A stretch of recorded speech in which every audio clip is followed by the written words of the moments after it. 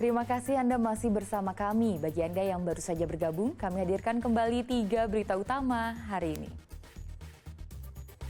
Komisi Pemilihan Umum resmi menetapkan 2 pasangan calon gubernur dan calon wakil gubernur Jawa Tengah. Seolah-olah gantung diri, seorang mantan polisi merekayasa pembunuhan guru SMP di Banjarnegara.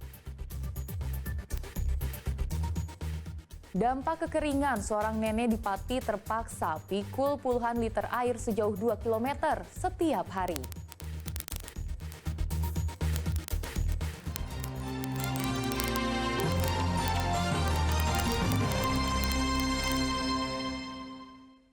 Enam orang anggota gangster di Kota Semarang ditangkap polisi karena membacok seorang mahasiswa Udinus hingga tewas. Korban diduga menjadi korban salah sasaran kebrutalan anggota geng motor saat tawuran.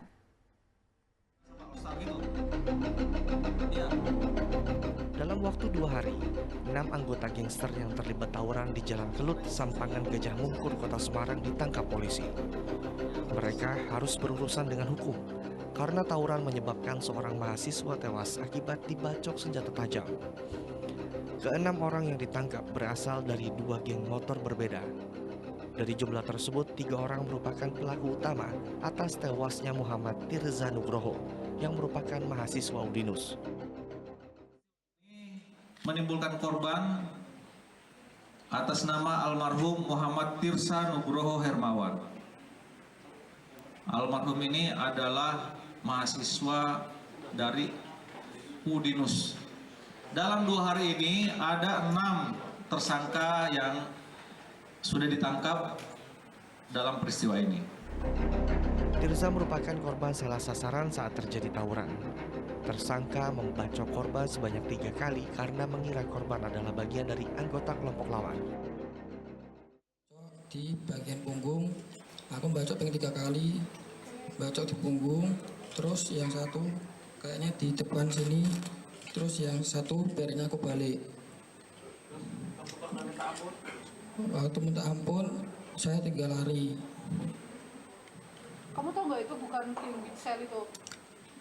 Ya kan nggak tahu, soalnya barengan ngejar sama itu, ngejarnya barengan sama ini.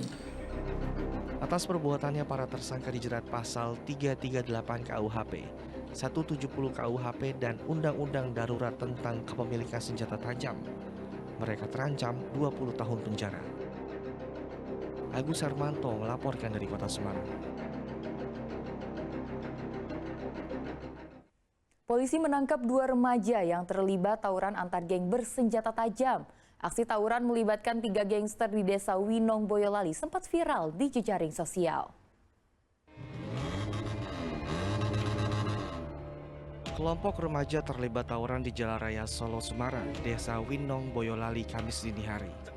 Tawuran ini menyebabkan 1 orang terluka akibat sabetan senjata tajam di bagian kaki dan wajah.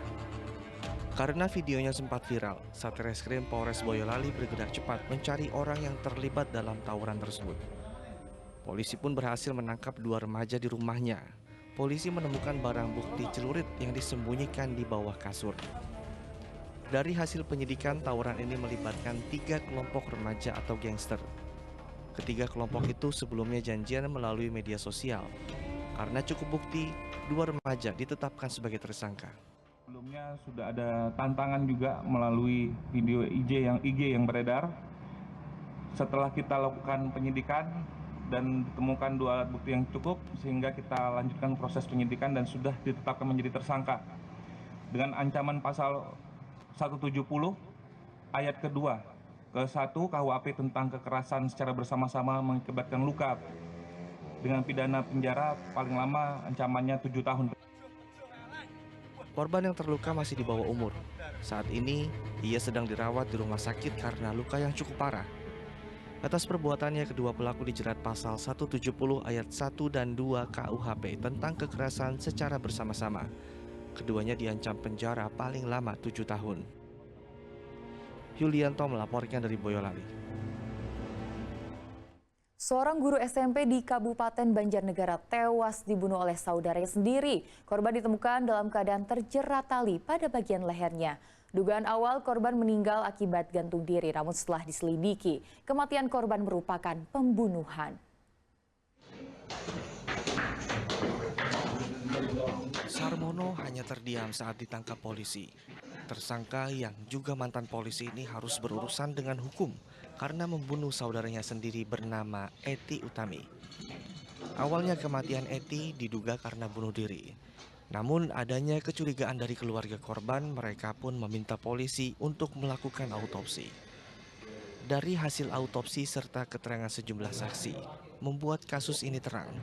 Korban ternyata dibunuh oleh Sarmono dengan menggunakan tali yang dikaitkan ke jendela rumah korban. Yaitu tali, tersangka memang merupakan purnawirawan anggota Polri sehingga pintar untuk menutupi jejak dan dibuat seakan-akan kejadian tersebut merupakan gantung diri. Setelah kita melaksanakan penyelidikan dan pengambilan alat bukti dan bukti serta kita pemeriksaan saksi-saksi, kita kemudian mengarah kepada kejadian tersebut merupakan tindak pidana pembunuhan. Atas perbuatannya tersangka dijerat pasal 340 KUHP tentang pembunuhan berencana dengan ancaman pidana mati atau seumur hidup. Mardianto melaporkan dari Banjarnegara. Satreskrim Polres Tegal menggelar rekonstruksi atau reka ulang adegan pembunuhan seorang ustaz dengan tersangka Freddy. Reka ulang ini untuk kepentingan penyidikan.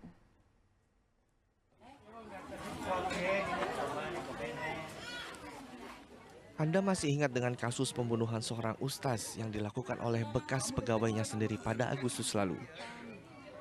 Kamis sore polisi menggelar rekonstruksi pembunuhan di depan rumah korban Desa Pakembaran, Kabupaten Tegal. Dalam reka ulang, tersangka Freddy memperagakan 21 adegan. Reka ulang dilakukan untuk merunut kronologi pada saat peristiwa terjadi, untuk membuktikan kebenaran atas keterangan tersangka ataupun saksi. Selain itu, reka ulang juga diperlukan untuk penyidikan. Keluarga korban berharap pelaku dapat dihukum seberat-beratnya, sebab korban merupakan tulang punggung keluarga.